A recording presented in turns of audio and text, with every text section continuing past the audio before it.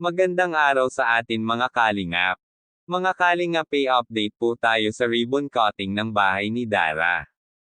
Pero bago po yan mga kalingap, kung bago pa lamang kayo sa channel ko, baka naman po pwedeng pa-like and subscribe my channel para lagi po kayong updated sa aking videos. At huwag din po natin kalimutan mga kalingap na pakisuportahan ang ama ng kalingap na si Val Santos Matubang at Kalingap Rob Matubang, pati na rin ang viewers at reactioners. Maraming salamat po. Mga kalingap, naging emosyonal ito si Dara sa kanyang ribbon cutting ng kanilang bahay. Napaiyak ito dahil sa mensahe ng kanyang tita sa kanya, sa hirap ng kanilang pinagdadaanan magkapatid. Naikwento kasi ito ng kanyang tita ang lahat ng hirap na kanilang naranasan magkapatid.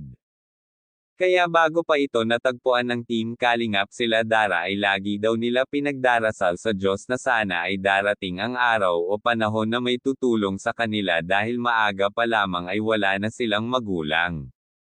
Kaya ang Team Kalingap. Ang naging daan ng Diyos para sila ay matulungan at deserve naman nilang matulungan magkapatid. Kaya sobrang nagpapasalamat ang tita ito ni Dara dahil sa tulong ng Team Kalingap ay napatayuan sila ng magandang bahay at nagkaroon ng magandang buhay.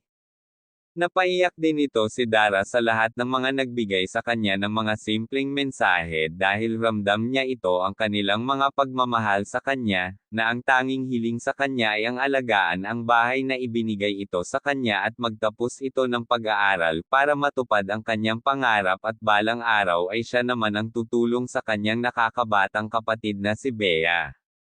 Kaya mga kalingap, sobrang nagpapasalamat ito si Dara sa lahat ng mga tumulong sa kanya, lalong-lalo na daw ang Team Kalingap at sa lahat ng mga nag-sponsor sa kanilang magkapatid. Kaya mga kalingap, hanggang dito na lang muna ang update natin para kay Dara. Muli natin abangan ang susunod na update. Maraming salamat po. Thank you for watching and God bless us all.